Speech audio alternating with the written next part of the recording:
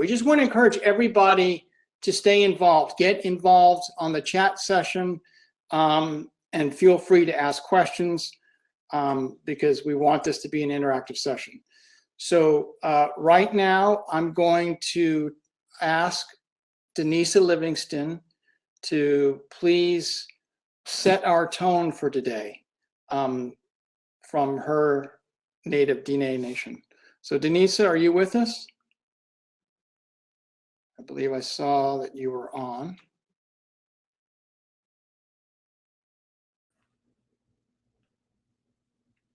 Hello. Hi there. Can you hear me okay? Yes, we can hear you just fine. Good morning, everyone. It's morning for us here. Yat e abine is what we say, and I'm really excited to be here with you one more time. And thank you all for your hospitality and invitation, and also collaboration. I will be giving the land acknowledgement, and then also just giving a few words for everyone as we are setting the tone today around unity and also peace and allyship and friendship, all of these beautiful things that hold us together. And especially the number one thing is our food, right? And our food systems. But we're going to take a moment here. Yat e bene she Denise Livingston and she ke the cheat ni she chisha dene and bashishin oze dene touchy ni the she do nanish eja touchy ni the chanela. I yesterday nasha a tedagon will ya dia gut a dianishila. So I just wanted to share with you all where I come from, and I'm here in New Mexico area of Dinetra, which is my ancestral Diné homelands. And I always carry my mother's clan with love and respect, and we are from the Red House People clan, and that came passed through from my grandmother, and then of all the women, and that's how I have my clan now. So I wanted to share that with you, and then also just recognize where we are in this time and place. Everyone gathering from many parts of the world, and also holding this very special place together here. So let's take a time as we want to recognize that we want to include an Indigenous protocol of land acknowledgement as part of our culture code, recognizing who has stewarded the land, and also knowing that it's very meaningful as we talk about how our food is in relationship to our identity and who we are, and also knowing that these authentic relationships that maybe we're uncovering or discovering or rediscovering is all tied with intention and also meaningful informed actions. And so as it's an opening to greater public consciousness of Native sovereignty and cultural rights, we want to honor the truth of these narratives and also share these stories as we go throughout our day, as we show respect for one another in our practices and spiritualities that are very much tied to where we are right now on the land, of the water, in the air. And as we continue to develop these critical relationships, whether that's on a personal level, on an organizational level, whatever structure that may be, it's very important that we recognize that we're moving towards healing strategies for everyone. So let's take a moment. We pay our respect and honor the relatives, the youth and the elders, both past and present, and those who are coming forth who will be stewarding, have stewarded this land throughout generations. So take a moment to connect with the land that you are currently on and acknowledge the original people and stewards of the land, the water, the air, the area that you are currently at.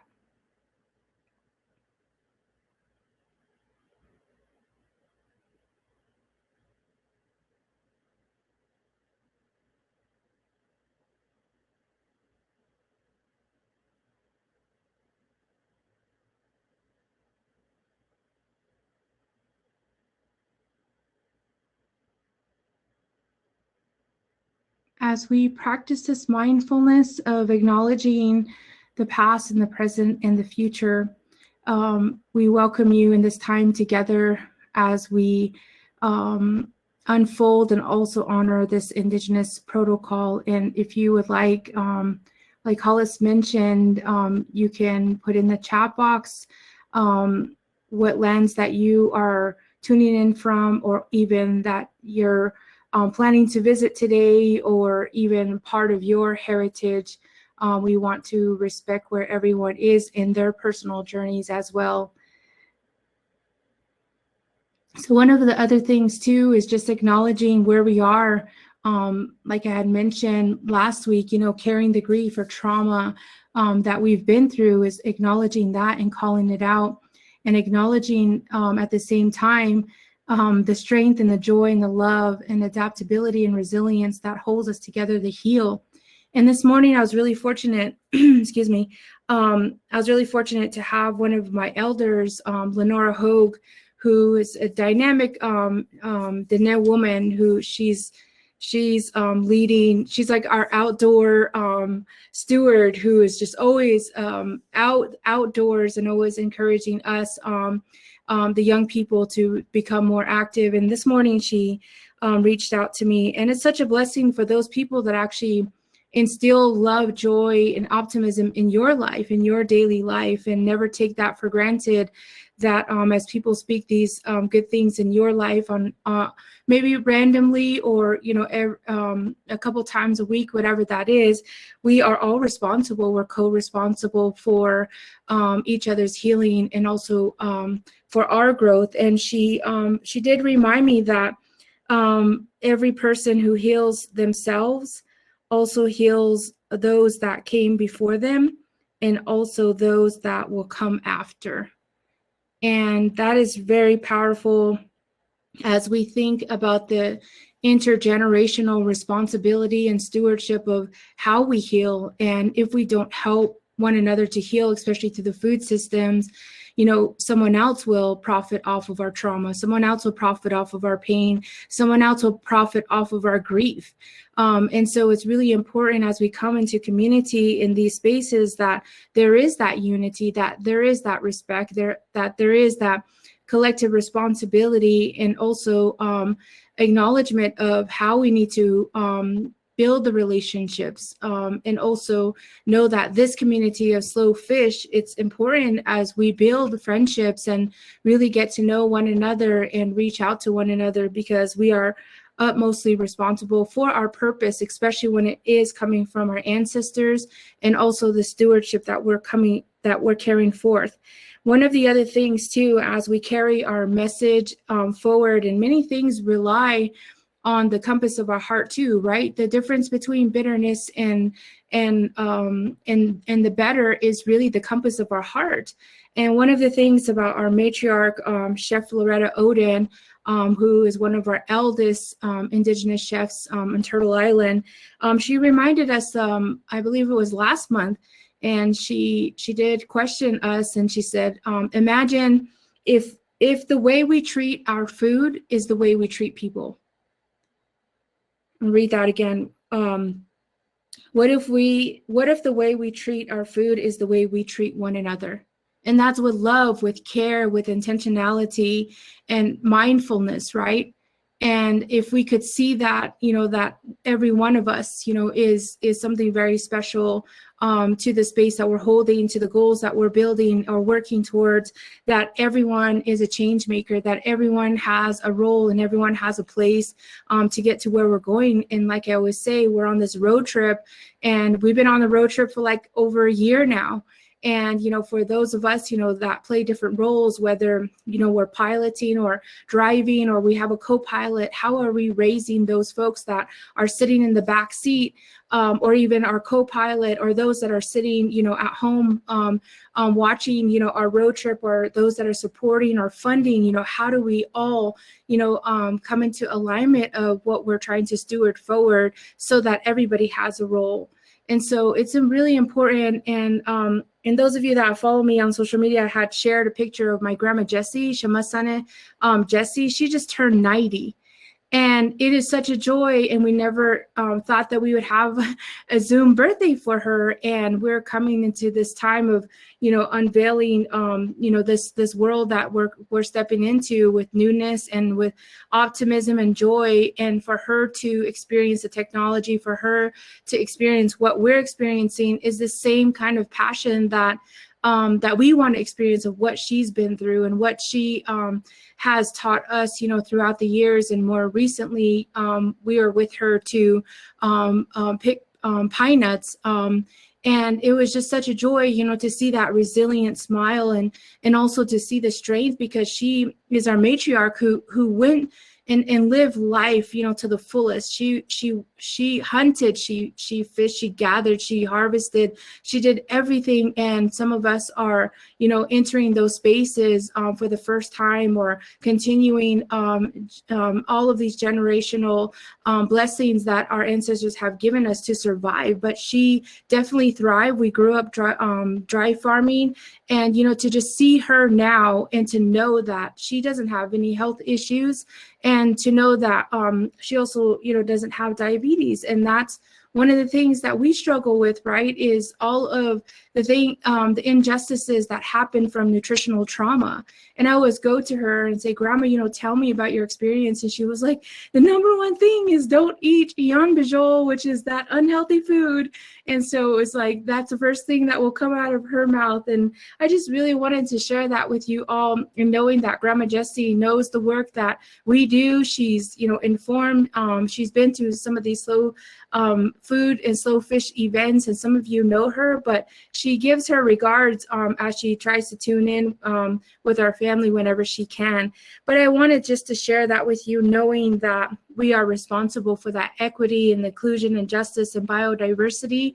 And so I also just, my last announcement for everybody as we connect is that yesterday I launched the collective launch of Turtle Island Dialogues towards the UN Food Systems Summit. And I will be hosting a series of Indigenous talks for the next couple of weeks as we approach the Permanent Forum on Indigenous Issues that will be happening at the end of April. And so we are trying to organize some side events for that around the end of April around the forum. But we will be announcing and also putting up the information for those that want to participate and register in our dialogues. So I just like to thank everybody.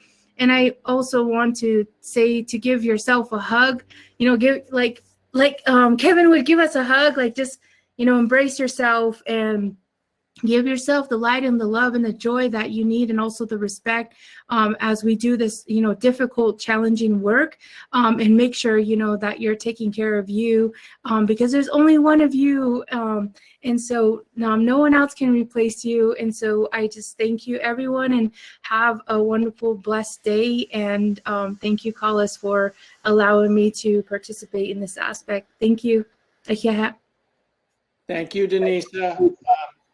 Bless you for all of the work, the wonderful work that you do. It's always a treat and kind of an awesome challenge to follow you, because I can't kind of keep the high energy, the high spiritual flow that you've already set for everything. It's almost like I'm trying not to let it down. But I will first say happy birthday to Grandmother Jessie. She sounds like an amazing woman. And of course, that has passed on down the generations. A couple of things that you spoke of that will come up again: the unity in healing and mindfulness. That is so important, and that is something that we want in our community.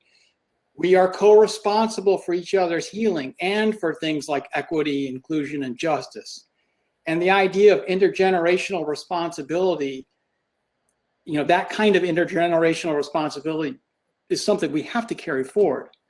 I love the notion of imagine if the way we treat our food is the way we treat one another. That's so powerful, and something again to bring forward. And I think of this as the resilient smile of your grandmother, as the statement of everyone is a change maker. And to that end, I would like to bring on two change makers who have been really essential to helping to steer the slow fish community around this event as well. And that would be Tasha Sutcliffe and Kevin Scribner. They're going to come on and talk to us a little bit, sort of hold up a mirror to the themes, the common themes that came up in all of our discussions, and then how we can apply those, what those look like. And then when they're done with that, Actually, before we get to Kevin, before we get to Kevin and Tasha, I'm actually going to introduce two other change makers, and that would be Anna Muley, who is Executive Director of Slow Food USA, and Paola Barbeto, who is really driving the ship for Slow Fish International. Both of them have done so much to bring cohesion to their networks and to bringing cohesion between the different networks so that we all are basically rowing in the same direction. So Paola and Anna, I'll leave it to you. Thank you. Thank you very much, Coles. Good morning, good afternoon, good evening, depending on where you are. Yeah, it has been a very intensive summit with lots of knowledge and experience that we have shared. And I would like to come back to the first day when I did my presentation to grab from that day what I shared with you and to see how this fit to what happened during these 5-6 days. I share with you say the history of the Slow Fish Network. No? The Slow Fish Network has evolved as a global network of committed people that wants to change the seafood value chain. That is the way we relate to our seafood. And it's not other thing than building solid and trust relationships. And we do that by trying to bring the seafood eaters closer to the origin of their food. And we do that by inspiring their curiosity and guiding them towards responsible choices, but also we take advantage of this opportunity when we create these trust relationships with people. We take this opportunity to highlight, to protect, and to make known to the world a heritage that some communities still have. And this is one of the crucial aspects of the Slow Fish Network. And we want to preserve that knowledge, the knowledge of those who still resist and manage to keep this heritage, because we think that these people still show us a better future. And we have collected the knowledge from different coastal communities around the world, but also from communities that depend on a river, communities that depend on a lake. And with this knowledge, we have built our campaign.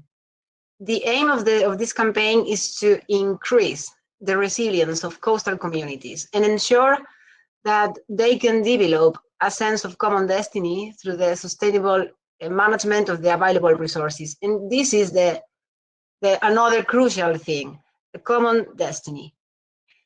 When I share my presentation with you the first day, I asked you some questions, and we have navigated these questions during the summit. These questions were about how can we preserve biodiversity, the biodiversity of our planet, without compromising the access of communities to those resources? How can we reposition local communities in controlling their resources?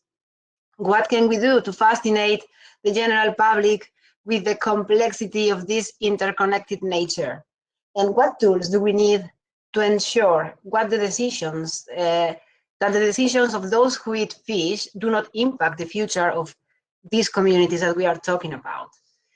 Now I want to take these questions and put it into the context that we discussed yesterday, the blue economy.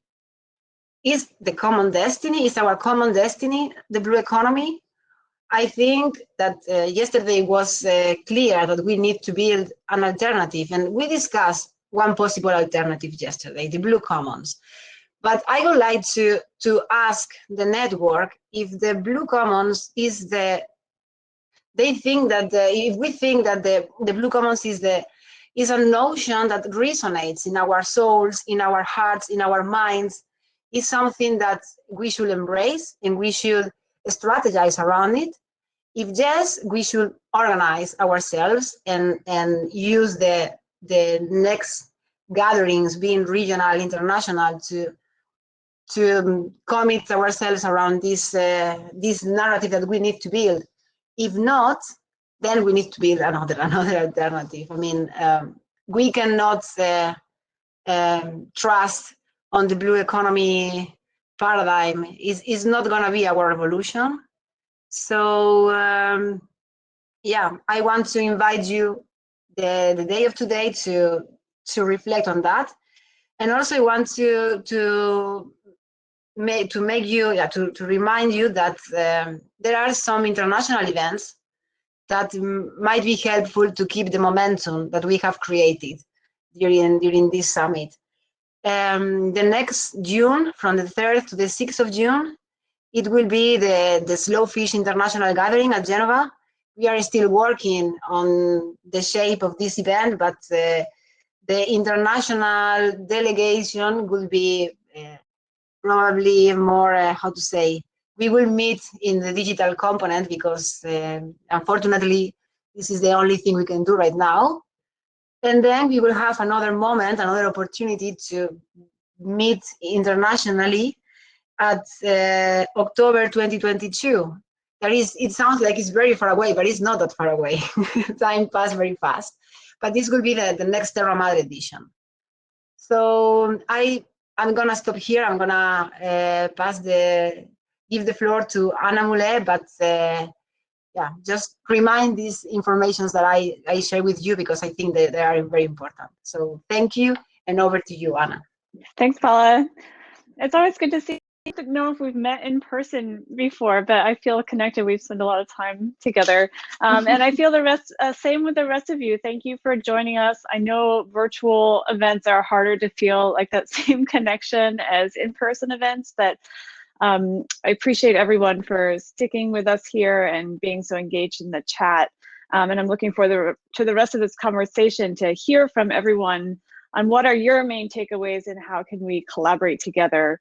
You know, as we look at the network, I think that connection is the very basic foundation of our work together. You know, building relationships, getting to know each other, learning to trust each other. That's like step one. And Paula, I love that you are bringing us around a common way to align what we're doing here with the Blue Commons. And I know this is in the chat, but you can pop over to the poll section and answer this poll. Do you think that Blue Commons should be embraced as part of the Slowfish International campaign? And I want to start thinking about, now that we're aligned, now that we're connected, are there actions that we can take together to further the work of Slowfish? And, you know, coming together in events is amazing, but are there other things that we can and should be doing throughout the year that will really help us get deepen the work of Slowfish and also help others, invite other people into this work? The Slow Food USA network is very broad. We're like an umbrella organization for many different groups, whether it's the Cooks Alliance, the Slow Food Youth Network, the School Garden Network, the policy group. There's a lot of actors working in national working groups, but also we have about 115 local chapters throughout the US. So, you know, I want to continue to engage the chapters and see how we can build connections between the work that everyone here is doing and the broader Slow Food USA network. So, you know, I know the idea for a 50 by 50 campaign was launched in San Francisco in 2018. This idea that we urge that we source 50% of our seafood from the US by 2050, right? I think I have that correct. Is that something we want to explore? What would that look like? How can we activate that? How can we educate consumers on what it means to buy locally? So I'm excited to listen carefully the rest of this afternoon and also to think together, how can we act together? What are things we can do to pull together and draw strength from the relationships that we've built here and continue to build the network up? So without further ado, let's get it back to those other change makers that Carlos was about to introduce. Carlos, can we go back to bringing in the report back from the sessions? Absolutely, absolutely. Thank you both. And you're right, Anna, trust is really critical in everything that we're doing. And to you, Paula, staying engaged, and that's how we keep moving this forward. So yes, without further ado, I want to bring in the other change makers, Tasha Sutcliffe and Kevin Scribner, to sort of hold up a mirror onto what we talked about last week. Go for it. Tasha, after you. Okay. Hi, everyone. I'm Tasha Sutcliffe. For those who don't know me, I am currently in consulting role, actually. My two main hats, so I am a policy advisor on Fisheries for Ecotrust Canada, which is an organization that I previously worked for about 13 years. And my other main hat is that I am a part of the technical team supporting the Fisheries Resource Reconciliation Agreements for Coastal First Nations, which are 8 different nations in the North Coast, Central Coast, and Haida Gwaii up here in British Columbia. And a long-time supporter of and member of Slowfish Canada and Slowfish International. Thanks, Tasha. And so I'm Kevin Scribner, and I'm the owner-operator of Forever Wild Seafood. My entire life has been intertwined with wild salmon, gloriously so. And I had the joy of being at the first Slowfish North America gathering in New Orleans. And at that time, we had to respond to floods and storms, and we did it because leave it to the fishing and food community to find the best way in a bad wind. And I think we're doing it this time with Hop-In. And so I'm thrilled to share this summary, summarizing with Tasha. So back to you, Tasha. Thank you. Yeah, and I want to start by acknowledging that I'm on the traditional, ancestral, and unceded territory of the Musqueam, Blackfeet, and Squamish Nation. And so, yeah, so Kevin and I have put some thoughts together. I mean, there's so much information out of all the sessions and so many really critical reflections from so many people and storytellers. So this is, full caveat, a very high-level summary of our thoughts, and we do want to, after we provide our reflections and summary, ask people to participate and add their own thoughts. So the way we frame this is we're thinking about the objectives of the event overall, and in looking at those, many of them were really around how we can grow our community, broaden our reach to individuals, also like-minded organizations, and then thinking about how we can approach and engage the general public. Also, we can increase our impact. But one objective really stood out for me in terms of thinking about how to wrap this event, and that was the one focused on how we're going to actually empower ourselves, our members, and our thought leaders to really think about and understand what our core values are, and even more importantly, how to act on those. One front of mind, we tried to synthesize the conversations over the last 2 weeks and really bring forward those common threads and themes that rose to the surface across all of those. So the following are our humble reflections on that. And these common threads are really showing what those issues are that were consistently raised, also what the foundational values are that were common, and the calls for support and allyship. So let's see, I think I'm starting with the first thread, and really I like to think of the metaphor about how this really builds the common fabric of Slowfish. I think there's something that is really a call for all of us, and we do have a general understanding of our core values, but these really help define those further and elevate what our collective voices and help us pave the way to what those real actions can be that actually have an impact and move forward our collective objectives. One person had commented at one point about it feeling like we're always preaching to the choir because we are here for a common purpose and we're aligned in many of our values. But in discussions with Collis and Kevin, we were thinking about how really like we recognize that we are preaching to the choir to some degree, but we are also a chorus, which is a ground force really for the change that we seek in the world, and we can change the world. And so to sing our song loud and clear and continue to build on that.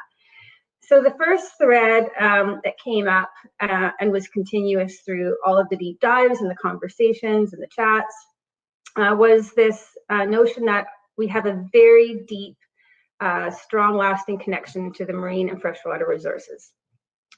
This connection is timeless, and this is a relationship that we really must value and honor, and that our well-being is necessarily tied to the well-being of the natural system. This was really beautifully expressed throughout many of the deep dives. So just to give some examples of how this surfaced, in the Indigenous Access to Food Sources deep dive, we were reminded that we're part of the environment and we cannot take ourselves out of it, and that if we take care of our resources, they will in turn take care of us. And this was woven throughout many of that discussion, including looking at harvesting mindfulness and the need to acknowledge our source of sustenance and appreciate it and take only what we need, and also to understand our impacts. In the Blue Commons deep dive, it was really clear how our long-standing relationship to this common resource is fundamental to our ability to steward it and also to benefit from it. Some of the most compelling and long-lasting examples that have stood the test of time of fisheries commoning exemplified how knowledge incurred over many generations, and those intimately connected to the resources that they reside within and alongside, and also inform, enable, and mutually beneficial and sustainable relationship between seafood resources and humans. And in the Rivers Connect the World, an example of this, we heard many stories of communities acknowledging the substantial and sometimes devastating impact we've had on our river systems over time, and how these communities are also working to protect those estuarine habitats, and that resiliency is the backbone of reestablishing those crucial relationships.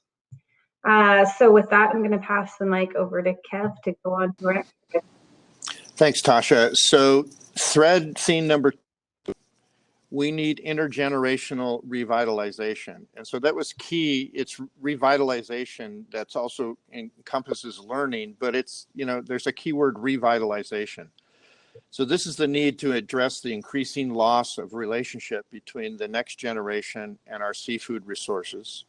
And the need to revitalize this connection was expressed in almost every line of conversation, from an increasingly serious succession issue in small boat fishing fleets, to the loss of traditional knowledge, to decreasing capacity in rural communities to steward, manage, and harvest resources.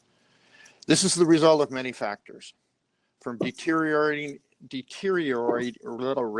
incomes and job security, dissuading new young fisheries entrants, to the dispossession of local people from their environment, severing historical ties to the resource. In the supply chain deep dive, we heard about the grain of the fleet, and I have to say, with the grain of the fleet is the increasing bad backs that happen with age, so I can attest to that. So the grain of fleet and the need to find ways to attract and regain youth in the fishery, including policies and programs that can benefit youth as new entrants.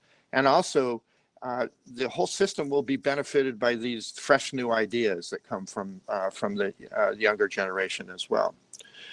In the aquaculture deep dive, the term intergenerational revitalization was put forward, identifying as a vital part of the path forward.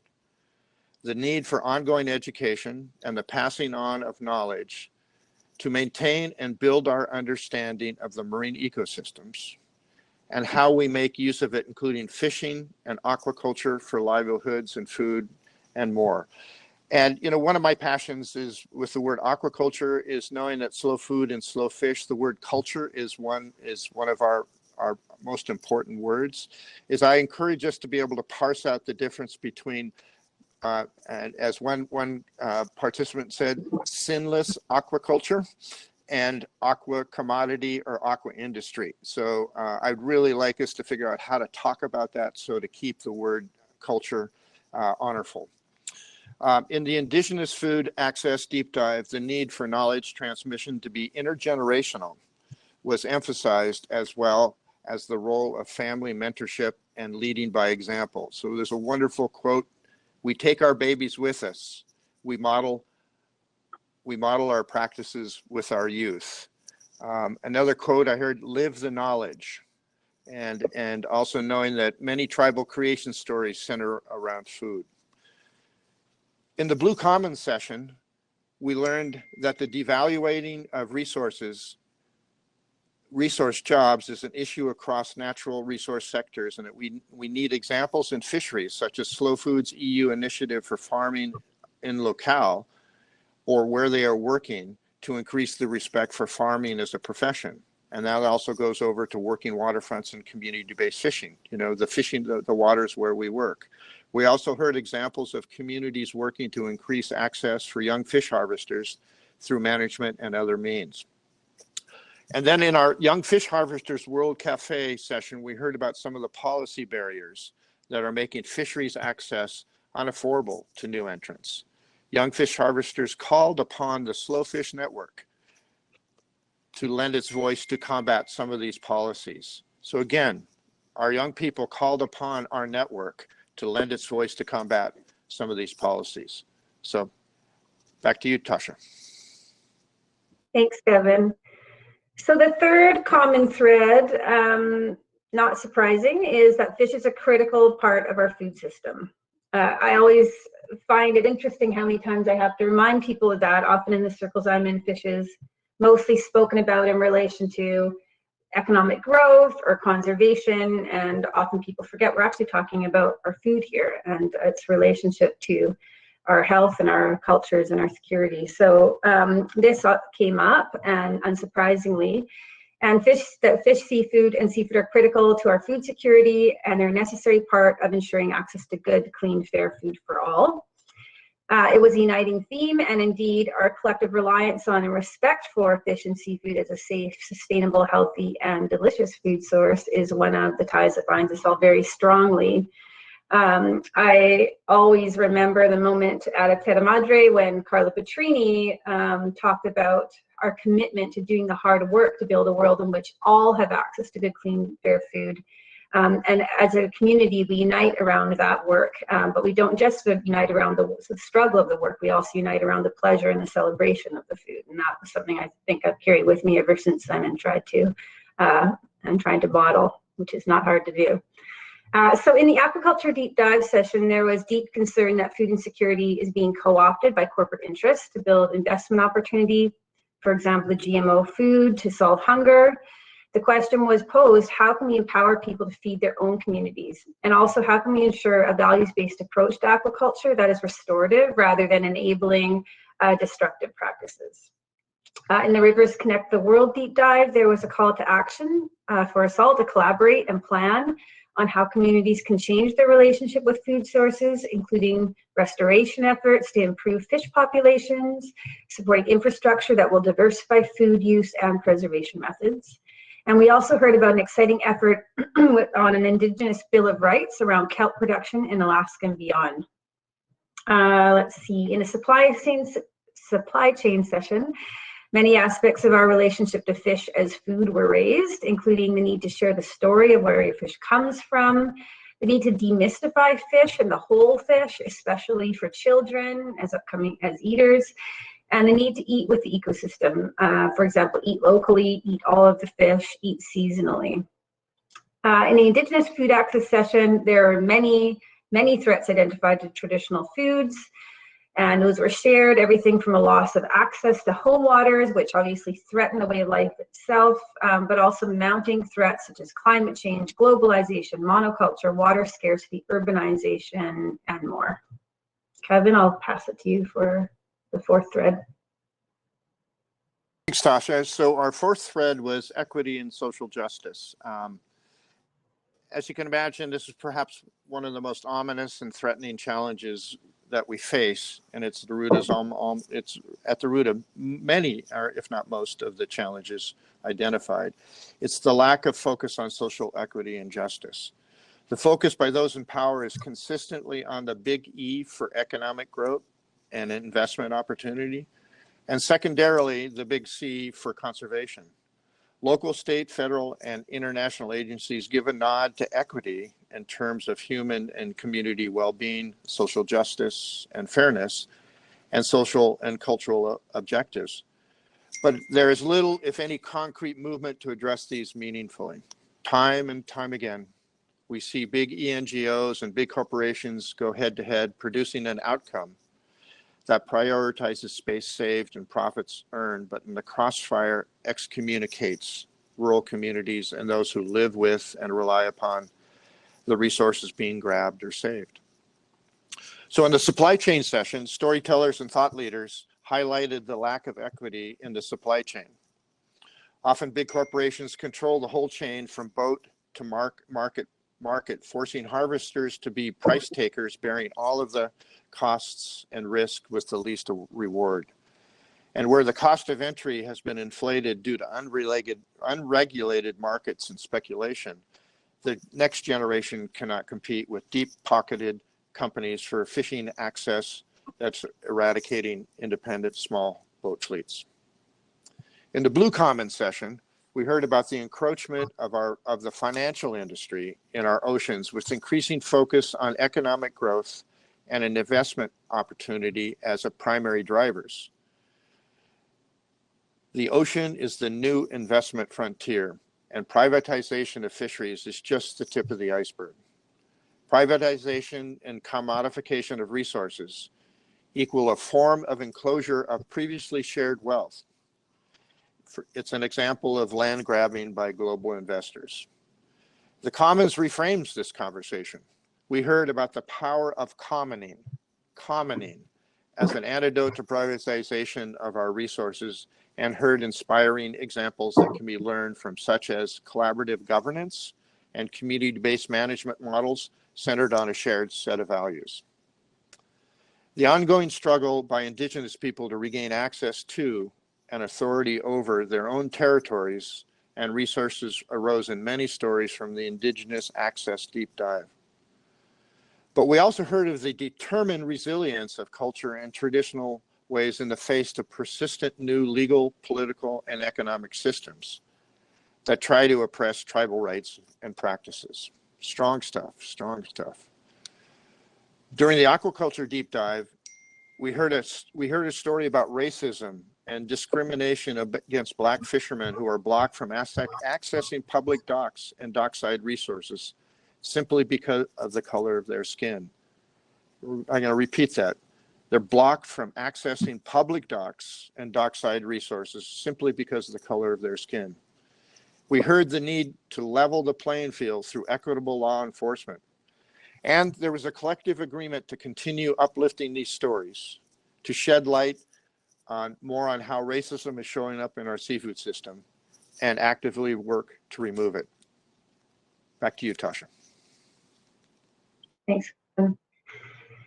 So the final thread we're going to highlight here, but by no means the final thread of the event or of our collective work, is that relationships are the foundation of and for change.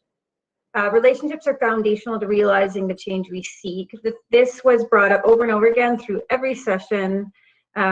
We identified the need to build our relationships in every direction. We talked about the need to maintain and build and grow stronger relationships with our elders, with youth, with the public, between harvesters and eaters, between agencies and tribes, amongst allies, amongst ourselves. And really that relationships are at the heart of everything we do, and the need to build transparent, inclusive, collaborative, respectful relationships on integrity will be the base from which we build our path forward. We learned that collaborative work across boundaries, tribes, and communities is essential to building resilience against ecosystem degradation in the Rivers Connect the World session.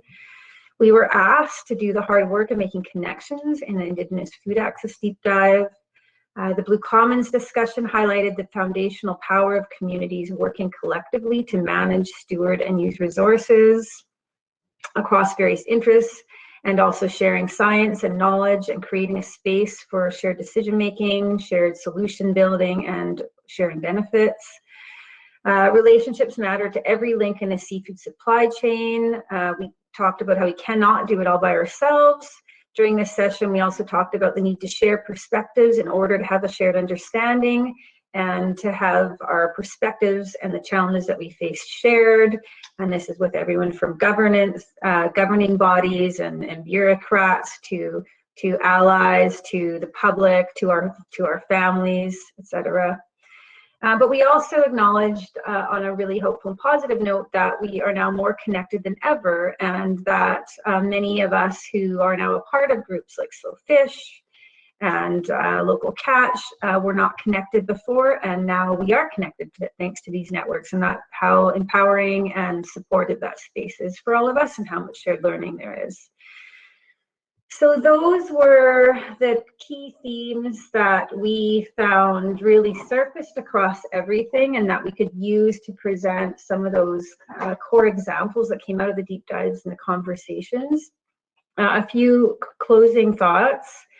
So as I said earlier, these threads really, they're all connected to each other and they reinforce the fabric of our community.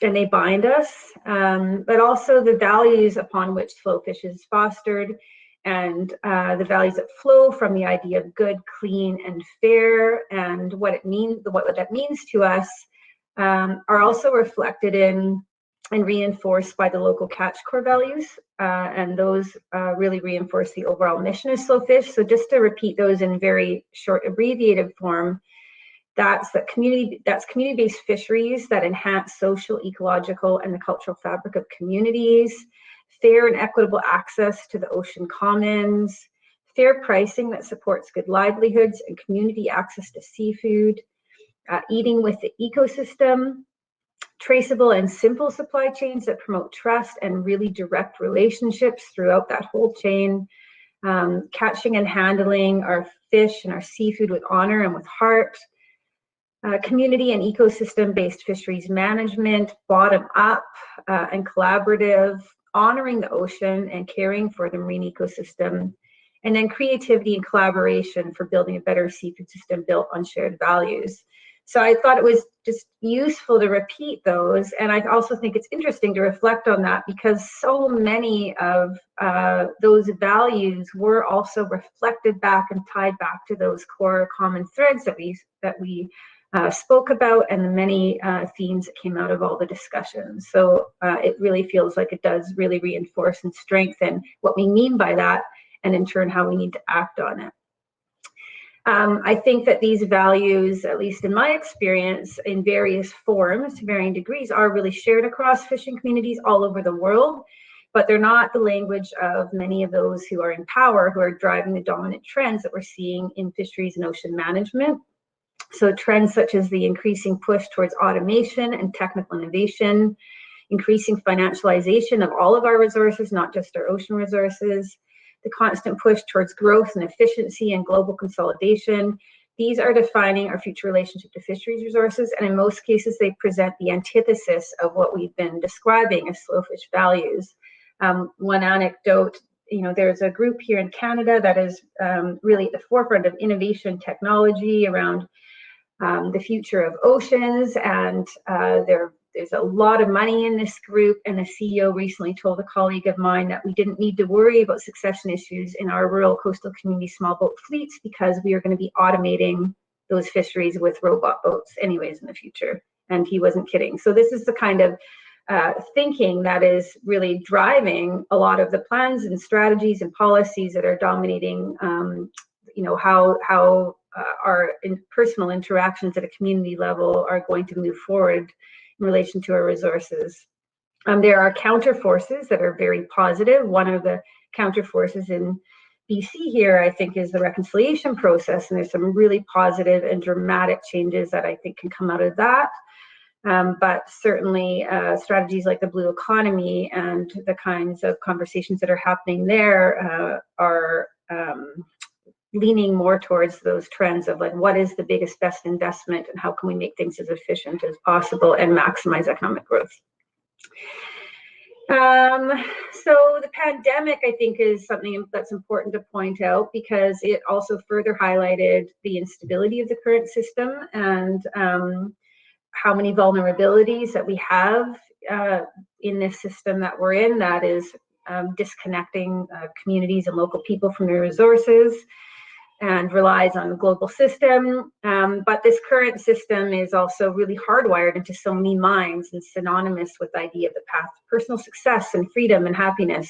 So I think a big question is how that narrative can change and how, for lack of a better word, how the anthem of this Flowfish choir can catch on and how the broader public can hear it and feel it and see themselves in it and see their children's future in it. Many of us, it was identified in one of the last sessions I was in Blue Commons, that we're really reacting to day-to-day crises, and it's hard to take a step back to do the necessary hard work to organize a larger movement, because we're constantly dealing with really urgent issues that are affecting our livelihoods, our cultures, our families, our communities right now.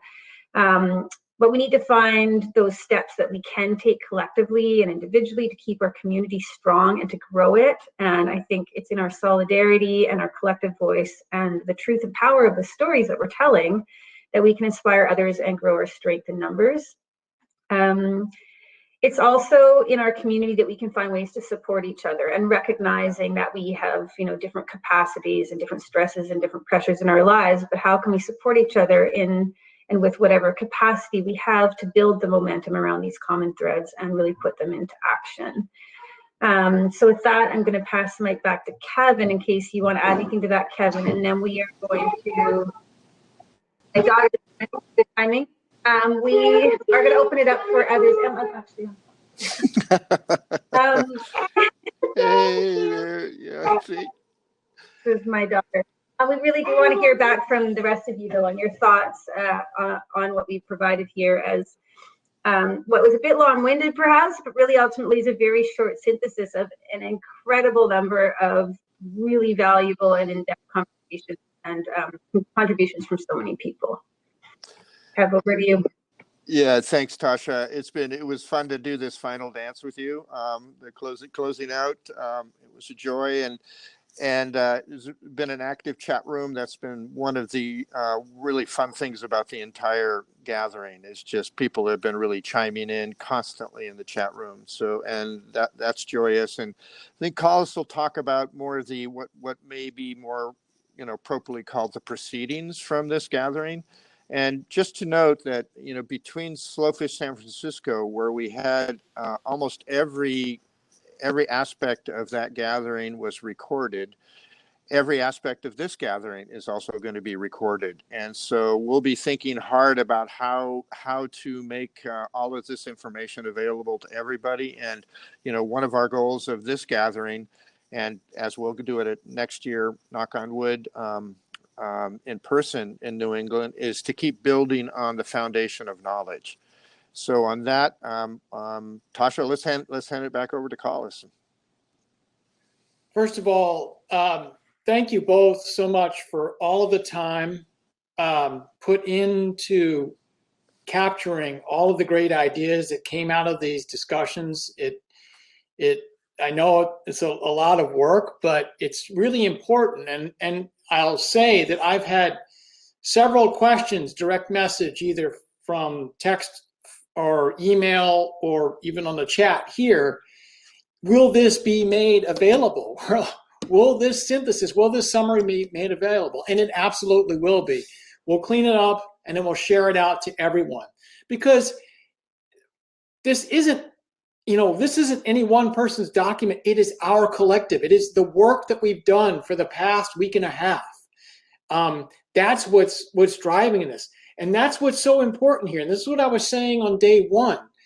The strength of the Slowfish Network is the passion and energy that every one of us brings to the collective thinking. And so all of the comments here, all of the themes that we've drawn out are a result of our collective energy. And so we want to bring that forward. And we want to build that into where Slowfish is now and where it's going. And to do that, we need everybody's input. And so that's why, for example, today, we want, everybody to chime in the chat section. If you've got questions, if you've got thoughts, this is your time to sort of weigh in directly with us as we're, thinking about how we want to move forward. Because as a grassroots network, Slowfish really depends upon the input and the question and the voices, the collective voices that Tasha and Kevin were both talking about from all of you. So that's really, at the heart of this. So to answer the first question, yes, the recordings from all of these discussions will be made available in the next few weeks, and we will notify everyone about that. This document we will share out, within the next week once we've had a chance to clean it up, and make that all available. And we'll welcome your feedback via email, via the Slowfish listserv. I mean, that's one thing that when I was talking with Brett Tolley, who is also on the Oversight committee with Kevin and Tasha and me. We're talking about we've got this great listserv, an email listserv. If you haven't joined it, ping us in the chat. We will, we'll sign you up. Thinking out loud. I mean, just looking at the chat section here, Anna asked a great question about the Blue Commons that, following up yesterday's great discussion and what Paula was saying, and what we've got in our polls here, overwhelmingly in our poll, everybody has said that they think that this is a campaign that we need to follow. But this is a question that Paula and Brett and Kevin and Tasha, Anna and me and a whole bunch of others have been thinking about is how do you communicate that in a way that it's broadly accessible? Well, I mean, the conversation that we had yesterday did a very good job at, making it accessible. I mean, Seth is just sort of a master at making it very relatable. And one of the things that came up in one of our planning sessions for this is that, in many cases, we don't acknowledge a complex problem until it's in our backyard. And then all of a sudden it becomes immediate. And so when we start looking at the implications of blue economy strategies, such as, well, let's look at some of the things that we talked about in the past week. Let's talk about the Pebble mine in Bristol Bay, Alaska. This is, these cell phones right here, they have a lot of gold and copper and stuff that mine would extract and make more of these products. But the problem is that mine would be situated at the headwaters of, the world's largest intact wild salmon run. And the fact that mine hasn't been built is because the fabulous collective of different communities from different backgrounds that are saying, no, not here. It's too valuable. It's too valuable a resource to take away. Amanda Swinimer mentioned, on the aquaculture discussion on Thursday about this huge plan, and Amanda has way more information about it, but this huge plan for, giant, huge kelp farms that would take up acres and acres of ocean, other net pen fish farming around in the area, and all of that would have huge ecological impacts. So again, when we're talking about the Blue Commons as the counter narrative, it's like we don't want to privatize huge chunks of our natural resources in an effort for some small group's profit at the expense of the commons that depend on the shared resource. I think that's sort of what what we're talking about there. So anyway, to that question there. So again, these are some of the things that we need to think of, and we need to do it collectively, and we need to do it around the values that Tasha brought up. Those values, we talk about good, clean, fair. That's sort of the slow food compass, but also the local catch core values. They resonate through all of that. And so, again, bringing us back around to what our mission is, uplifting those values and the communities that center around them. So I want to, unless we've got any questions that are coming in on the chat to respond to immediately, what I would like do is to sort of take the opportunity to sort of map some of the themes that Kevin and Tasha brought forward Hey, Collis. into what we're Collis, while you're going to do that, Tasha and I are going to go back and go into the audience, so you get to talk without our distraction, our heads on there. So we're going to say goodbye and go to the audience. Okay. But don't go far, because we might be bringing you back into the conversation for questions and stuff. So Roger that. Would you rather we stayed, Collis, or is it okay to leave? It's You might want to entirely stay. up to you. It's entirely up to you. I'm happy to have the company, but it's really up to you. So I'm not going to be directive about it. I'm just going to sort of keep on my riff here, if that's all right. Yeah. Yes,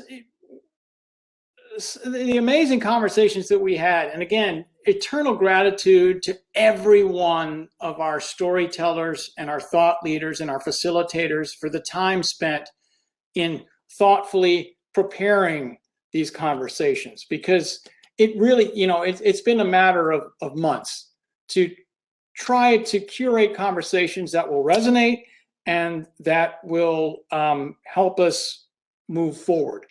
But a couple of themes that keep coming up that are integral to how we see the future of slow fish and this collective. The connections. There's connections everywhere, and it came up in every single discussion that we had. Connections to the resource that came up very vibrantly in the Indigenous access to food systems discussion. Lessons of life. As Tasha said, if we take care of the resource, it will take care of us. That is so important, and we've gotten so far away from it as a society, and we need to get back to things that have worked since time immemorial. I love what Santaye had mentioned during that discussion when she said, she called it traditional ecological knowledge. That's it, passing on that information, harvesting mindfulness. That can be on land, that can be in water, but still that's something passing it forward. We need to do that. In the Rivers Connect the World session, we're talking about continuing efforts to highlight the connections and the need to protect those vibrant ecosystems. And we saw examples of where we've had a negative impact on those ecosystems, and also where resilience has shown through.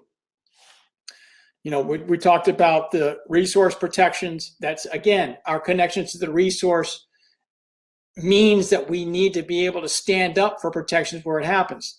I already talked about Melanie Brown's discussion around Bristol Bay, Amanda's discussion about what's happening off of British Columbia. Rosanna Marie Neal from NAMA was talking about the campaign, Don't Cage Our Oceans. Very important campaign, trying to put up the resistance to massive offshore net pens and the ecological collateral that will come from that. Going forward, it's these kind of collective actions that we need to be mindful of, need to sign on to, need to ask, how else can I promote this? Because as part of this community, we need everyone, to go back to that choir metaphor, to sing, and in unison around the values. So continuing with the connections theme, well, the connections to each other. Relationships matter, and this came through again in every single discussion that we had. The strength of the network, again, is those relationships. So going forward, how do we build those relationships? How do we keep those relationships going? The examples that are current right now, and that might bring more examples of this, like business relationships. Lance Natio and Anna Marie Seafood, sending shrimp up to Tim Ryder for New England Fishmongers, and sending them up to Marsh Skeel at Sitka Salmon Shares, and then selling salmon and or scallops coming from those two buyers. Those connections are huge. We learned about Wild for Salmon. That's Steve Currian. working to set up a buying club through Pride of Bristol Bay, which is partner operation with Slow Food Tetons. Those kind of connections with different networks, that's important because it's bringing our values further into other communities. And that's really how we're trying to change sort of these bigger blue economy dynamics. We're not going to do it overnight, but we do it one conversation at a time, one relationship at a time. Direct supply chains. Again, we touched on this in so many different conversations. And, it came up in Indigenous Access. It came up with Buck Jones in his keynote address with the Columbia River Intertribal Fisheries Commission. That kind of work, bringing the cultural food back into the communities, that's important. We heard from Linda Benkin and Stephen Rhodes yesterday talking about that kind of community focus around, fisherman-owned cooperative, like trying to tell the story behind the seafood, but doing it in a way that people feel like there is a relationship. They understand the story of the seafood, and therefore there's a connection to it. So everyone in the supply chain discussion, that's where those relationships matter. But those relationships affect other things like shared resources. How can we, these kinds of, like we're talking about with Lance and Tim Ryder and New England Fishmongers, but how can we do it in such a way where we start thinking about like the working waterfronts, docks that are happening, like Tuna Harbor Dockside Market, where Jordan Castlunger is directly involved. Having this kind of community that forced a policy change that enabled them to literally dock their boats and then sell fish right on the pier. Talk about your direct relationships and the opportunities created there. So, those kinds of things are important. We also, consumer education. Well, this continues. I mean, Jenny DeVivo, the lunch lady, what a, rock star she is for all the work she's doing. It's just great personality. But hearing her passion at, bringing home that narrative to students. Where does your food come from, and why should you care? I mean, this is something that I do with One Fish Foundation, going into classrooms. Well, I've been doing it virtually, and I've got a class on Tuesday, where we talk about our relationship to the resource and why that matters, and why understanding where our seafood comes from and why that matters, whether our connection to the resource, whether we eat seafood or not. But then, we got into other connections, like the transboundary connections that we heard in Rivers Connect the World. Again, we need to continue to make these kind of networks that will allow for like the transboundary stuff, where we get to figure out policy of how do we continue to find opportunities. I mean, this came up with Ryan Benson talking about the Okanagan Nations Alliance, and that being a sort of a transboundary issue, even though a lot of it's taking place in British Columbia, but the dams below affect the migratory patterns of the sockeye. So these are things to think about. Also talking about these connections, passing on skills. Mentorship was something that came up in seafood supply chain. It came up again in Indigenous Access. It came up in aquaculture, and it came up yesterday. And it's important because, providing opportunities for youth is really important. Lowering some of the policy barriers that stumble, that makes it harder for youth to get into fisheries.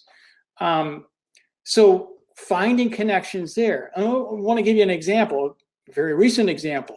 So many of you heard Captain Charlie Abner speaking passionately on Thursday about some of the racism that he's seen at the dock, trying at the ice house, and so many different places. And he also spoke passionately about this idea of starting a mentorship program. But in the breakout room, he talked about like keep coming up against barriers. How does that happen? And fortunately, Amy Grondin, who's a fish harvester with her husband, doing fisheries out of the Pacific Northwest for salmon, she was in that room, and she mentioned that Linda Benken, who also spoke yesterday, is working with fostering the Alaska Longline Fisheries Association and another organization are doing a very powerful youth skills building and mentorship program there. And so I sent an email introducing Captain Charlie and Linda last night, and Captain Charlie immediately responded, I am absolutely in for this, and so did Linda. So this is the kind of networking we're trying to do. So she can help maybe provide some feedback on resources of how to help Captain Charlie get his mentorship program going. These kinds of connections are really important in what Slowfish is about. This is what we're trying to uplift. So going forward, we're looking at different ways of staying connected. So we're going to pop up a poll here, for example, because we have talked about that we intend. Well, first of all, the magic of Slowfish gatherings is the in-person, being able to connect in groups, have the kinds of discussions that we've had before, but also in smaller conversations over a beer.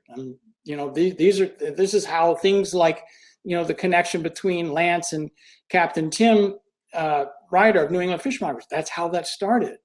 So we absolutely want to return to the idea of, in-person gatherings. So I guess the question is, how often do we do that? Do we want to do that annually? Do we want to do that every 2 years?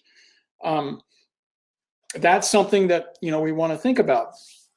But that we are thinking about, we just want to get some feedback from you all. Other thing, to consider is, we go back to what happened last year. We had this fabulous event planned for March 2020, and of course we know what happened. That went sideways. So being the Slowfish community where people are energized, they're passionate about it, we turned an in-person event into a webinar and a series of webinars that were really well attended over a period of months. We did 4 of them. And so the question is, do we want to return to webinars as an occasional touch point? I can see, possibility of a webinar or maybe a series of webinars just on the Blue Commons itself. I mean, as we know from yesterday, that topic is so complex that you could talk about it and still, find different ways of applying it at different geographies, different communities. So, those are a couple of things that we are considering for touch points. Other things that we've talked about, staying in touch. We're looking at possibly starting a newsletter. Maybe once a month we send out a newsletter to the listserv that, features, uplifting stories of people in the network and what they're doing. Might feature some of the collective action, like Don't Cage Our Oceans or, Stop Pebble Mine. This is another sort of connective touch point where we can feature stories from about the network and where it's heading. Other thing that we're talking about is how Slowfish is sort of steered. As I said, it's a grassroots network. It has been since Brett and Kevin and Michelle sort of started thinking about the idea of how to do that, 10 years ago. But as the network is growing, And as we're taking on more responsibility in addressing complex issues like net pen aquaculture, like the Pebble mine, and so many other things, we are exploring the possibility of bringing a little bit more of a formalized structure to its leadership.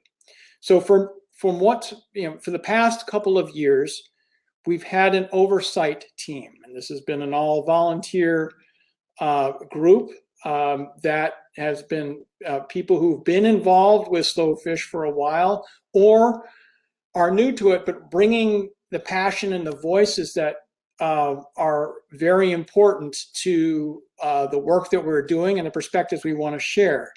And that team includes Anna Muley, Paula Barbeto, Brett Tolley, Kevin Scribner, Tasha Sutcliffe. It also includes Jennifer Halstead, who she's in the background, making sure all of this works well. Jacqueline Ross, who has been such a powerful voice from an Indigenous perspective, as well as Kaylin Cedar, who is bringing the sort of the young fish harvester perspective up from BC. She's with T-Buck Suzuki and also very integral to steering the Young BC Fishermen's Network. So these are, what we're looking at doing here, and I believe I've got everything. If I've missed one, somebody put it in the chat, but I think I got everybody. We're looking at, and Kelly Collins-Geyser, who is our MC and is now in the Sierras enjoying everything. Kelly was so integral to Slowfish 2018.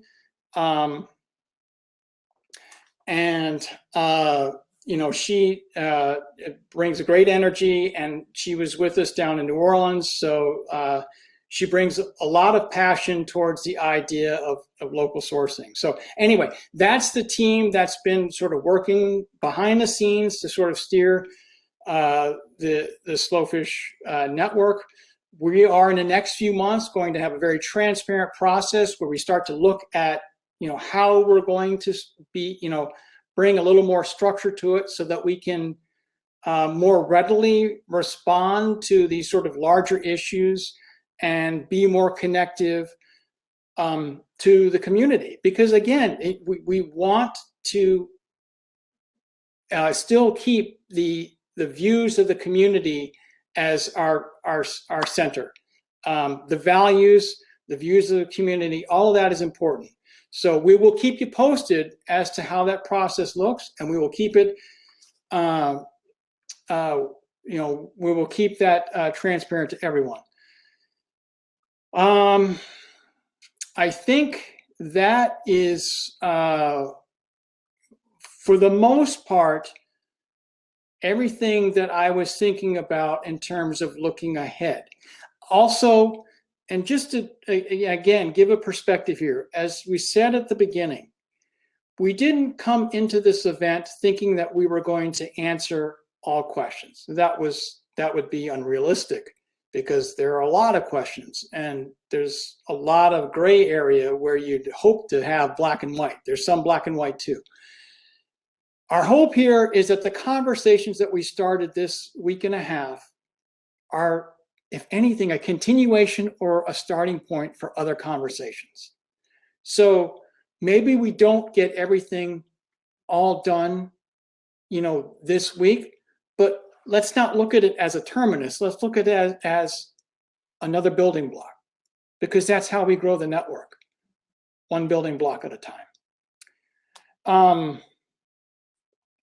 And oh yeah, and yes, thanks, Brett. There's another touch point, and I forgot about that. On Facebook, we have a Slowfish North America group, and there's also a Slowfish group that's more international, both carrying essentially the same values. The Slowfish International has a much broader geographic focus, but there are so much crossover there. So absolutely, go to the Facebook page, request to join, and you're in. And again, for the slow fish listserv, put it in the chat. We'll sign you up. Am I missing anything? Kevin, Tasha, Brett, are we, because I know that Wade Fernandez of the Menominee Nation, fabulous musician, he is pretty close to being ready to play for us. And I know I've been riffing for a bit, and so I know y'all probably want me to get off the screen, tired of seeing me, which is great. But I just want to make sure that we've addressed any questions, from the audience, because again, we want it to be interactive. So we can address that. Keep them coming. Yeah, so I guess let's do that first. Are there any questions that anybody wants to ask? Because now is a good time to do it. Because and I say now is a good time to do it, but here's the reality. First of all, when Wade's going to come on and play for a while for us, but that doesn't mean that the chat section goes away. And maybe after Wade plays, if we want to reconnect after that, we can do that. But also just thinking about keeping the conversation going, but keeping sort of the flow going. And this kind of feels to me, and I don't know about you all, but it kind of feels to me like this is a good point to hear some music. How does that sound, everybody? And also, yeah, and this is also a good point. And as Jen said, if you do want to chat, there's a couple ways to do it. First of all, you can do sort of private sections. This is one thing that Hopin allows you to do. You can go to the upper right-hand corner. You see people. You can click on their name and you can invite them to a session. Or you can also, if you want to say something now, you can request to share your screen, and we can do that. So just to take a couple minutes to sort of identify that, if anybody wants to do that. Otherwise, we'll bring on Wade, I think. Yeah, Wade, are you there? Yes, I am. Oh, Wade, it is so awesome to see you. Thank you for joining us. And I love the view in the window behind you. That's just like you're in nature, just about as in nature as you can be. Yeah, it's raining outside too right now, and I live between two lakes, so that's one of them, and the other one you can't see. I'd have to, let's see, point the camera that way, and then walk over about 100 yards, then you can see the other lake. But great to be here, and I'm ready whenever you. Thank you so much. Whenever you are. Hey, listen, I'm going to cede the screen to you. We're all anxious to hear your stories, your music. It's just a perfect time for it, I think. Okay, well, poso na tanaway makana mishik maano wiak machitok aswesian michiwin a piece mahwa. Wade Fernandez mokaman and aswesian awas na totem. I just spoke in the Menominee language. I'm on Menominee land, and this is where I grew up. I'm from the Menominee Nation. And what I said was, hello, all my relatives. And Natanaway Makanuk is a powerful word. It means all my relatives. But so that would be like every one of you, but also the fish, also the water, also the land, also the plants, all these things. They're all of our relatives. And the reason as Menominee people we survived for over 14,000 years since the time of the Ice Age was because we thought of each other like relatives. And that's one of the reasons why it's an honor to be here today, because that's what you're doing. You know, when you go out and you fish, when you go out and you prepare the fish, you're thinking about them as relatives. You're thinking about them as more than just an object or more than just something to make a living with. It's a relative. It's something that we need to treat with respect. And same with that water that those fish are in, you know, and same with the earth that the water is on. I mean, it's all connected, you know, and we all heal and we all gather our strength from being connected. So I'm not just here to talk. So I'm gonna play some native flute. I'm gonna play some guitar. I'll sing some of my songs that have to do with the water or the environment, and then maybe even put some humor in there as well. I don't know, but anyway, like Cole said, is make sure if you after the performing part, that if you want to speak or you want to bring up a point that needs to be addressed, that you stick around for the end and say, you know, what needs to be said, because this time, I guess for what Cole said, this time is for you. You know, it's for you to make sure that things move forward in a good way. So let me grab a flute here. And it would be nice if you could put your thoughts and your mind and your hearts together and think about those people that couldn't be here with us today. Think about those people that are here today, and send out good thoughts, you know, so these movements, these ways of life that are respectful can move forward and continue to heal. So that's what I'm going to do. I'm going to be thinking about the water out there. I'm going to be thinking about the land, the rain coming down. I'm going to be thinking about you as well, you know, my relatives out there.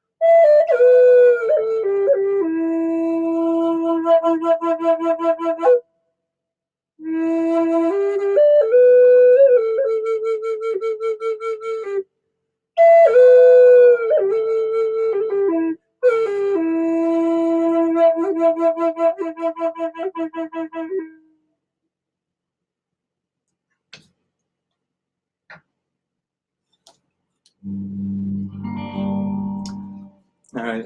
Back in around the holidays, at the end of the year, I got COVID. So I just want to preface this with my voice is not where it was before COVID. I'm still trying to work through it and find out what's going on with my voice. So there's a few notes like right around this range of my voice that sometimes drop out. And so I'm going to try to figure out what that is, try to see a doctor for that. But I'm going to sing anyway. And I'll try to, if I get to those parts and my voice drops out, pretend you can hear. Or else maybe it'll sound like, I don't know, somebody with a really, really, really raspy voice or something that smoked too many cigarettes. So anyway, this is a song called Black Gold that's off from one of my CDs. And it, I guess I don't need to describe it because you'll hear the lyrics.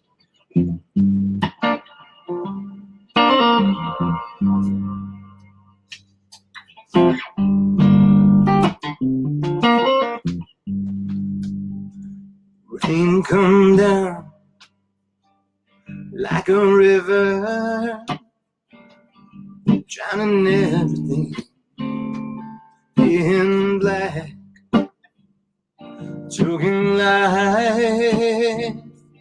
It is still huge, blue skies not coming back.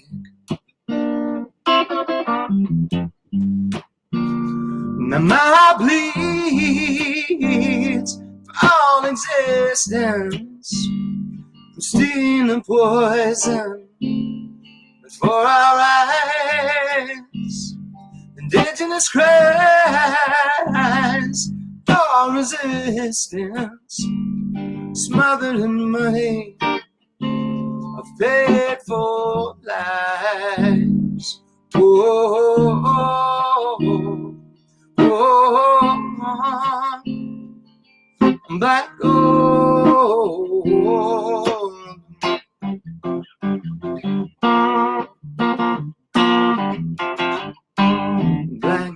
Black gold, find your soul, buried down deep here in the black gold.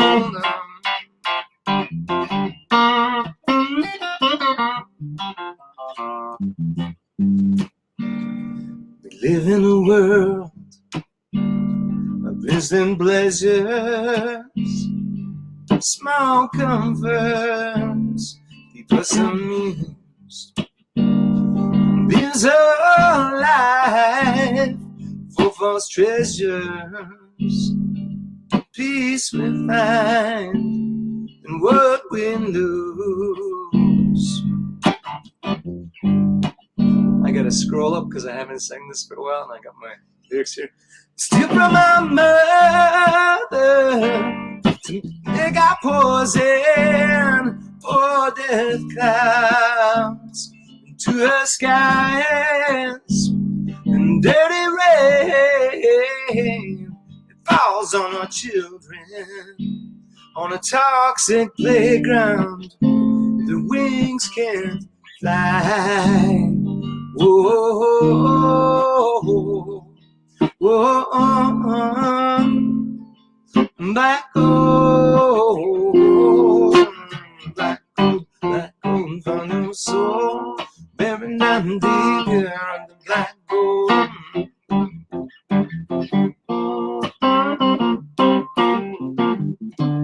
Black gold, your soul, can you find it? Buried down deep here under black gold.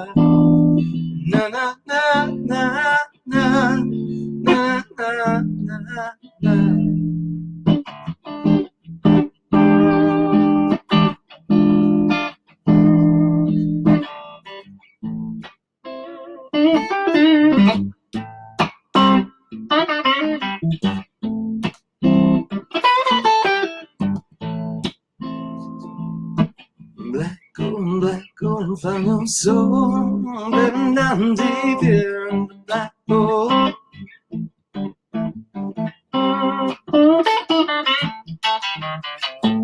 black hole 다녀서 베란다 뒤편 black hole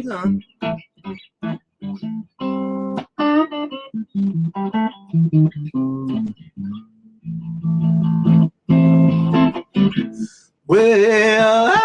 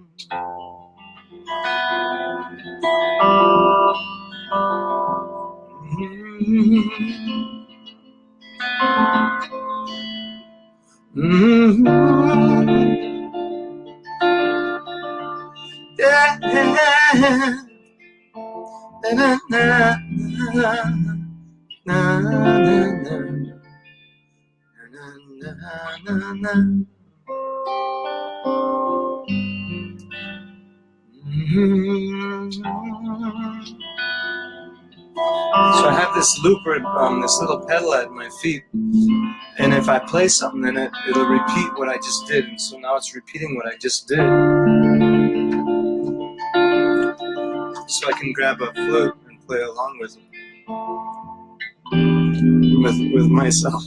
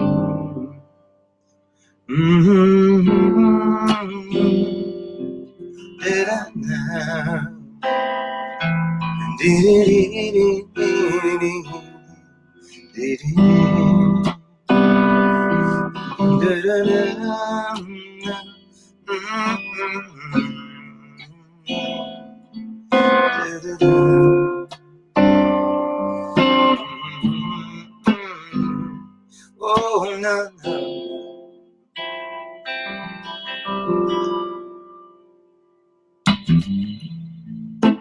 This is a song that's not mine right here. This one coming up. But I'll do it totally different than probably what you heard it like before. There must be some kind of way out of here. sending joker to the thief. It's too much confusion. Well, I can't get no relief. Businessman there, who drink my wine. A blind man, dig my earth. No one ever on the line. Nobody offered its worth. Hey, hey, hey, hey, hey, hey.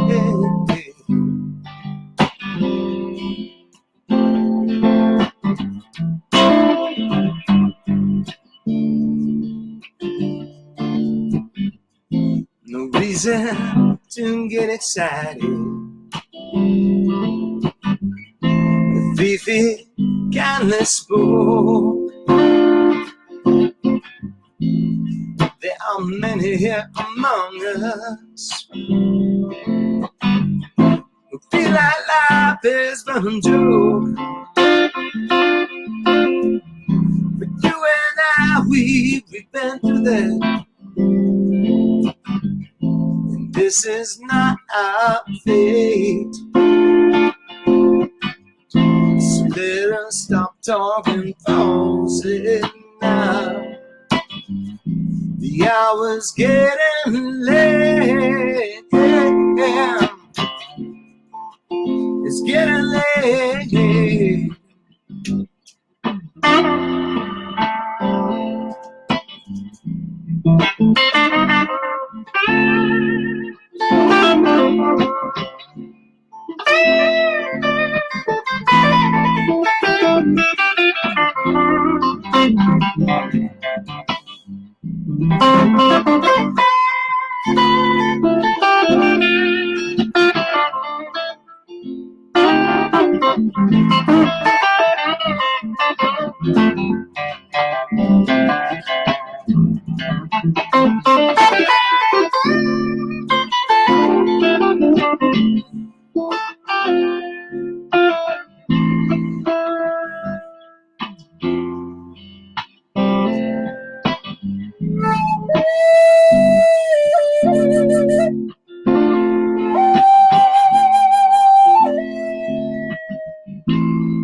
We're all along the watchtower. A princess kept in view. All the women came with barefoot servants too. We're outside in the cold distance. A wildcat that proud. Two riders were approaching, and the wind began to howl. And the wind began to howl all along the watchtower. All right, I think I'm gonna do one more song quick, and I want to do another one of my own songs, and this one actually I wrote it, or it came to me, I should say, because I hate to claim ownership, because I mean music is all around us, and music comes like, you know, it's a gift, and every one of us can share it, you know. So I like to, I have a hard time when they say, you know, you got to put your name when you copyright your songs and stuff. But I always think like, well, it was a gift, you know. I was just open at the moment when the song came through. But this one, I was asked if I could come and perform. This was way back in 2000, I think, and they asked if I could perform for a benefit for the Wolf River. And at that time, we were fighting the Crandon mine. At first, it was called the Exxon mine, then it became the Crandon mine, and it kept changing names. I think it was called Rio Algom for a while, because we kept fighting, and the mining company would give up, and then another one would buy it and start up the fight again. And anyway, the Wolf River comes through the heart of our reservation, and so we were fighting to keep one of the United States most pristine rivers clean, because it's sacred to us. You know, the fish, the animals, everybody, we all need that river, that sacred river, and so so this song came to me real quick, and I sang it for that, and then a couple months later I sang it opening up for Jackson Browne and the Indigo Girls on part of the Honor of the Earth tour, and that was actually my very first public solo concert, singing my own songs, opening up for them. Anyway, this was one of the songs, but then we won that fight. We won it. The people gathered together, the the Menominee people, the Ojibwe people, the fishermen joined together, and we fought this, and we won. But then along comes another mining company, and this was up in northern Wisconsin, and it was called what was it called at that time? It was up around the Bad River Reservation, and Pinocchio Hills, and so I brought the song back out of retirement and sang it for them and adjusted the words a bit, and we won that battle again so far. But now there's another one. Now the new one, it's called the Back 40 Mine, and so we're fighting once again to keep our rivers pure. This one is the Menominee River, and it's where our creation story comes from. It's where our Menominee people are said to have come out of the earth, right in this area, in this spot where the Menominee River starts. So we're fighting again. So anyways, I want to sing that song, and I also want to think of all of you that are fighting to keep the waters pure, fighting to keep it for our children and for our relatives, the fish and the animals. Always thinking for keeping things pristine, at least as good as how we found them, not littering or destroying, for like instant pleasures, like I sang in my last song, the Black Gold song, but thinking always ahead, for those that are coming after us. So anyways, this is probably my last song for today, but I want to thank you for coming, and make sure if you got questions for Coles, or you want for the slow fish movement, that you bring them up and talk about them before this is over. You'll have a chance to come on screen or bring up things. So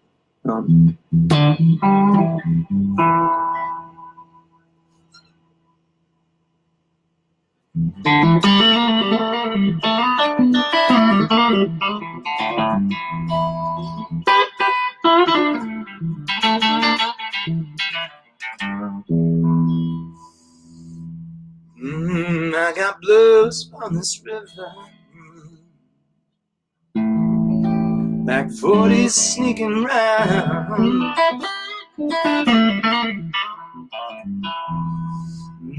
I got blues from the Menominee River, 'cause greed's coming round. They say it won't pollute you, but everyone knows what's going down. Back 40 wants some home here, but mine is never cool. Promise jobs and safety, but their promises for fools. Yes, it will poison up our water and desecrate our sacred land.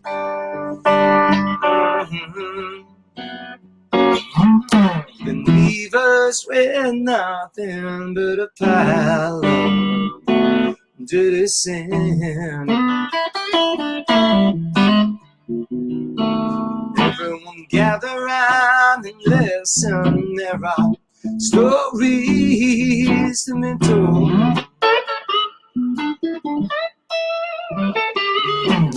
From the land and the water, and how they can be bought or sold. And then listen with the conscience to the greed between their lives. Yeah, yeah. From the salesman with his promises, every house is 30 back 49.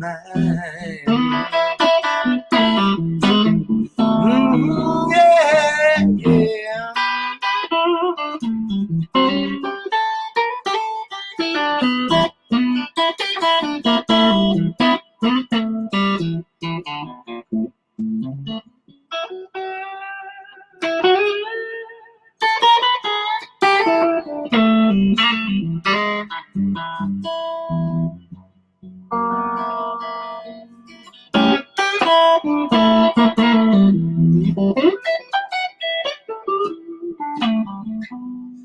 Everyone gather round and listen. There are stories to be told.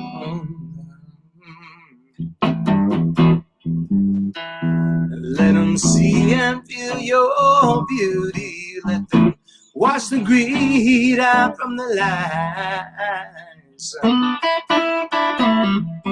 Because our children need clean water to plant another seed. Yeah, yeah, yeah. Let the power of the people wash away their greed. I got blues from back 40, but I wanna send my blues on down. I got blues from back 40, but I wanna send these blues on down. Because my blues is going downstream when we get out of town. I say my blues is going downstream, yeah, when we get out of town.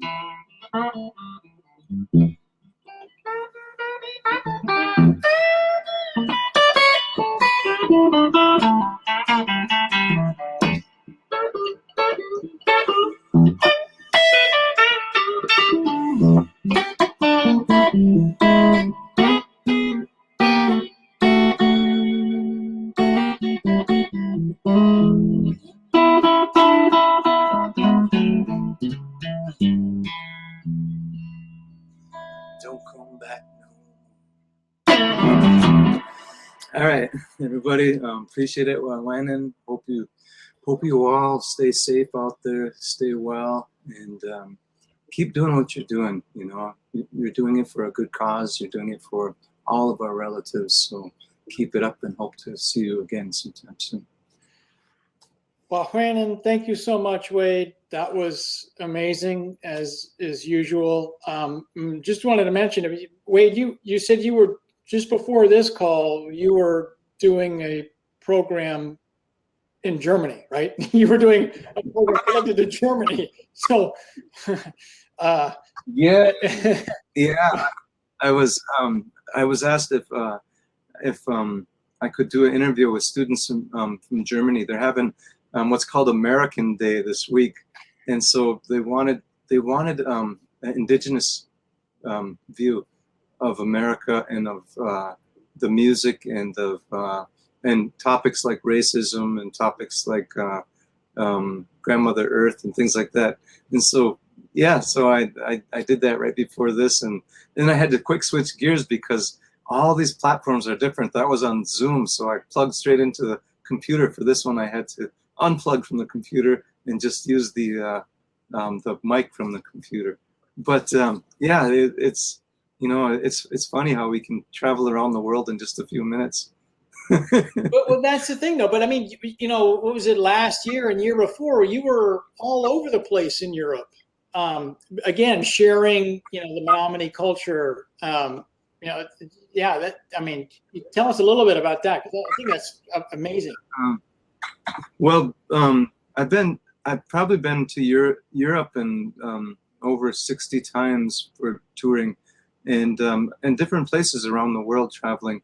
And so not last year, the year before, I was touring about 3 times a year overseas, and last year I had 3 international tours booked, and including one in Hawaii. I mean, also one in Hawaii, and all of that got shut down because of COVID. And so the only way I can reach out now is through live streaming. And in fact, this week I did my very first in-person presentation in a school with music and with words. And there was only a few students, and everybody is socially distanced. But it was my first time in over a year doing something in person, and it felt so good, you know. But this is a good, a safe way to do things until we can get back to that, you know. And I also do like a part-time community health work, helping with people that are going through COVID, or helping with communities of color that are needing extra things during this time. And so it's really important to be safe, you know, because everybody's suffering, the whole world is suffering. But if we can be safe, and then we can take care of each other in this way, then we can come together personally and in contact soon, you know. And that's what we need around the world. Everybody needs to, you know, take care and do the right things for our elders, for our community, to make sure everybody's safe and protected from this. And then if we can beat it down, the mutant viruses will stop, and we can once again come together in person. Maybe have a slow fish thing next year in person with everybody. That would be wonderful. That is the mission, and that's it. That's the goal, you know, because the magic happens when we get in person. I mean, you just said it, and that's what we're hoping to do. So, you know, we'll keep you posted. But thank you again so much. It was the perfect timing. You put just such a great cap, a nice ribbon around everything. So, and thank you all, Nicole's, for all the work you did, all of you did that organized this, and all the work everyone does out there to keep this kind of thing going. Because without people like you, we'd be in a rougher position than we are in this world right now. You know, we all need each other, and if you keep bringing your strengths to the table, we'll be able to heal. You know, we need good food. Food is medicine. You know, and it's not from you know, fish with chemicals. It's not from water that's toxic. That medicine is from those things being pure like they were, you know, and maintaining those ideas with our children. You know, our thoughts have to be pure. All these things we have to, you know, let that water cleanse us, you know, absolutely. And keep us refreshed and keep us thinking clearly, because then we can come together and we can do these good things for the world, you know. And it starts with one person. That's you, every one of you, you know, and me, all of us, you know. It starts inside and then it goes out, you know. If you're doing something good for yourself, for your family, for your community, it's rippling out to the rest of the world. So keep it up, and we will see you again sometime. Thank you, Wade. Thank you. And that, you know, that does tie in directly with what Denise was saying. So thank you so much for joining us, Wade. I really appreciate it. You will. So I'm going to go in. We're just got a couple of last minute announcements for everyone. First of all, I want to thank everyone who has stayed with us. Just a couple of announcements. First of all, go check out the expo booth. Go check out Wade's booth.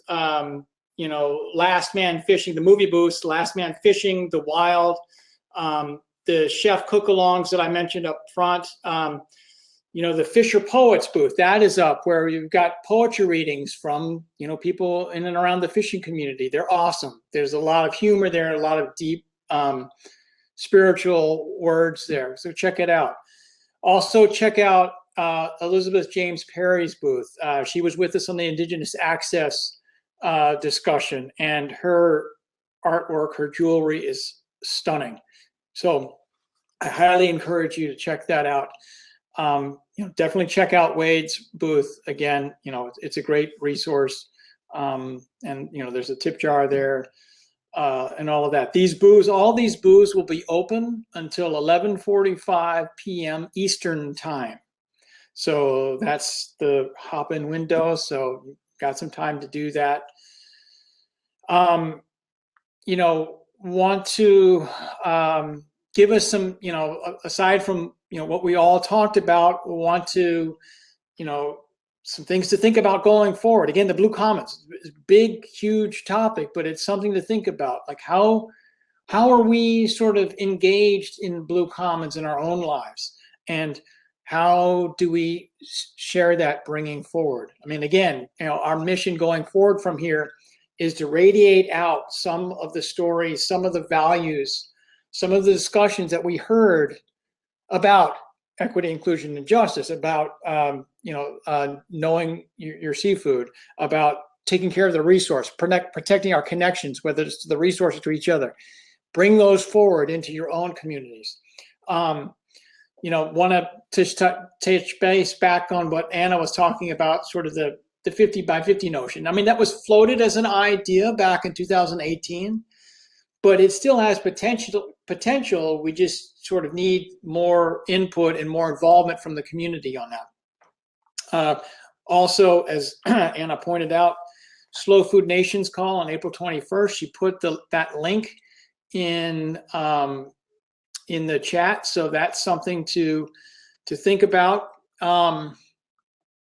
Also, as I said, in-person events, as Wade was talking about, in-person events, they're huge. They're very important. I mean, we do what we can now, but we're looking at hopefully March of next year.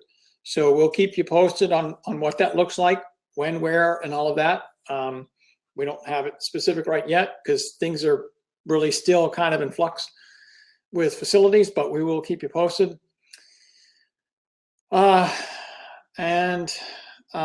Does anybody, I mean, again, this is the last opportunity. Does anybody want to weigh in that's still here? We've got the space here. If you want to weigh in, let us know.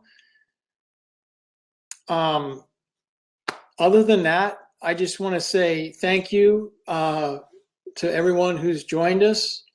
And again, thank you to the Oversight Team that I mentioned before. Thank you to the planning team, all of the people. We're talking like 30 to 50 people that, all together that spent months putting this together. It's amazing to think of the collective that came together to put this event on. It's a huge endeavor, and we did it. I want to thank in particular Kaylee Mazzocoli and Jennifer Halstead. I would probably going to get in trouble, but I would invite them to just sort of share their screen and just sort of get acknowledged for all their work. I guess that means no. So anyway, but huge thanks to them. Hopin was a new platform that we tried, and in the Slowfish mantra of we go with it, we let it roll. We did the best we could, and Kaylee and Jen made it happen, even with all of Hopin's work. So immeasurable thanks to all of them. I just want to say again, thanks to everyone. Let's keep this conversation and all of these conversations going. We'll send out a we'll send out a survey to everyone. We'd love your feedback, and we'll get the shared document with all the themes to you, and also share out the videos. So with that, big group, individual, virtual hug to everyone, and take care.